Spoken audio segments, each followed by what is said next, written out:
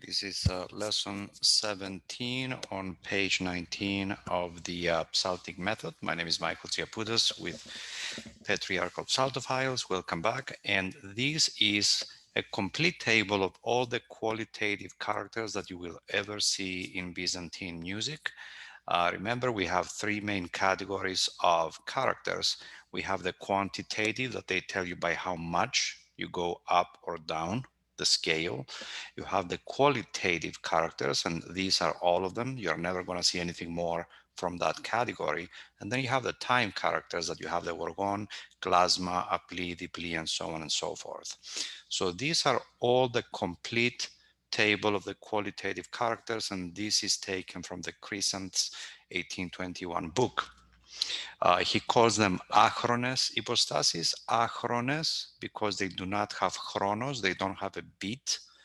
They just tell you how to chant something. They don't have a beat on their own. If you think about it, the only characters that they do have a beat on their own is the quantitative characters. The time characters modify that one beat per note, can make it faster or slower, but these acronyms hypostasis do not have any chronos, so we call them acronyms. Their names are varia, omalon, antikenoma, ψηφιστών,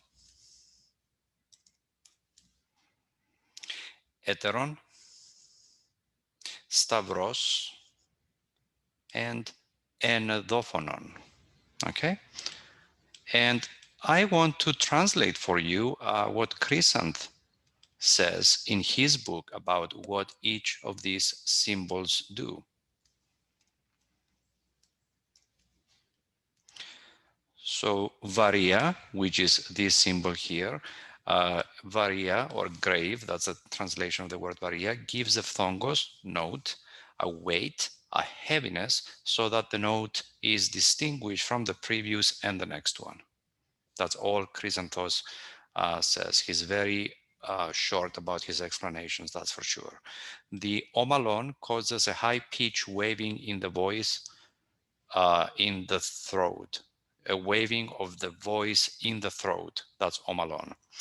The antikenoma, which is this thing here, is placed under the oligon and gives a jump or a jerk of the voice. Το ψηφιστόν gives a power and a liveliness to the note. Power and liveliness. As we know, ψηφιστόν is the most versatile acrony hypostasis, or qualitative sign, character, symbol.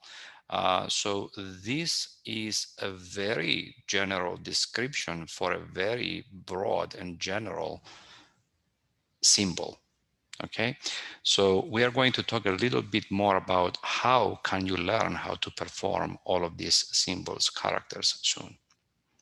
Heteron, or sometimes called the syndesmos, this thing here, heteron or syndesmos, causes the notes under which it is inscribed to be smoothly connected. We're going to see examples of that. It connects two consecutive notes, sometimes ison, ison, and you have this heteron or syndesmos below them, and the two isa are kind of pronounced connected together. But it doesn't have to be ison, it can be other characters as well. We are going to see some examples of that later. And Stavros, which looks exactly like the sign of cross, makes us pause momentarily to take a breath. It doesn't, you don't waste a beat. You don't keep any beat when you take a breath. You just take a quick breath and you go to the other one. Just like when you do when you see the martyria. Okay, tes presviestis theotokou, soter sosonimas. That's kind of like if you see a stavros, there's the same thing. Enedophonon, which looks like that. If you notice, it kind of looks like the heteron or the syndesmos with a circle around it. And what that means, like the name suggests, Endo means endo or inside. Phony means voice. You produce the voice through the nose. And we are usually using it with letters like M or me and ni. For example, you remember when we say Amin. If you see the endophonon, you're going to say something like Amin. Comes from the nose, and that's the endophonon, the inside voice. Okay, so we learned a lot of things today, and I am going to let you read the book on your own too, but I do want to say something extremely important. In Byzantine music, we have melodic phrases. Each one of these characters has to be performed within the context of that melodic phrase. It's just like in English when I say a word that may have two or more meanings, but when I say that word in a sentence, it makes sense. Otherwise, it can be taken out of context. That's exactly the same thing that happens with the qualitative characters or the quality characters. Now, quantity and time are very set.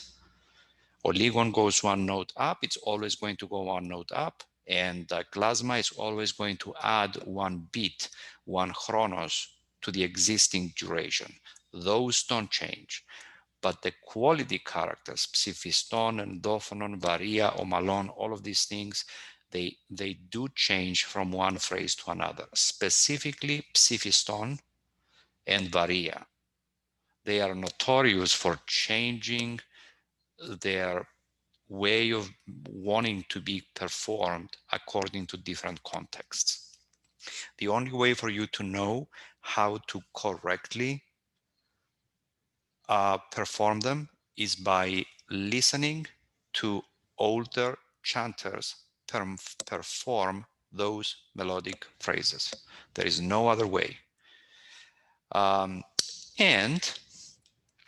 um, like I said, you can read the details on your own.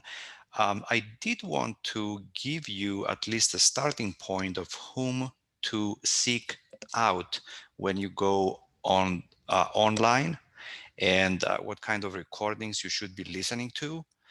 Preferably recordings from people that served at the St. George Patriarchal Church of Constantinople. Those are the people that we trust the most. So let me put it like that. If I come here and I tell you something, and then you go and you hear Iagovos Nafpliodis say that same hymn in a different way, he's correct and I am wrong, because he is one of the old masters, and he has been doing this thing for his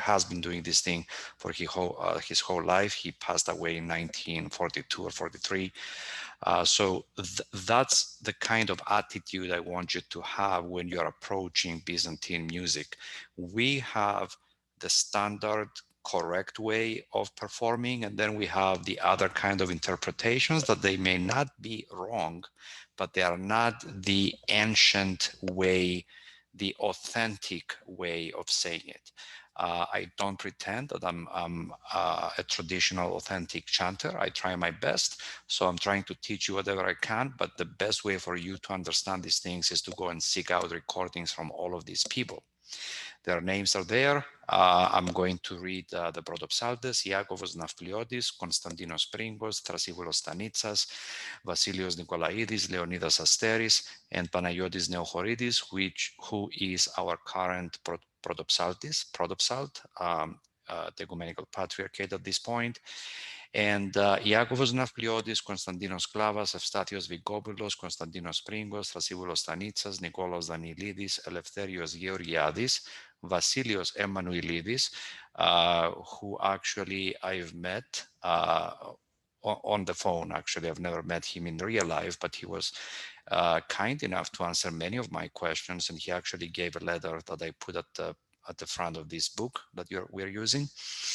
Ioannis Hariadidis, who passed away very recently, and Stylianos Flikos, that is our current Lambadarios. You may be wondering why Iakovos Nafpliotis, Konstantinos Pringos, and Thrasivoulos Stanitsas show up as Lambadari and also as Prodopsals.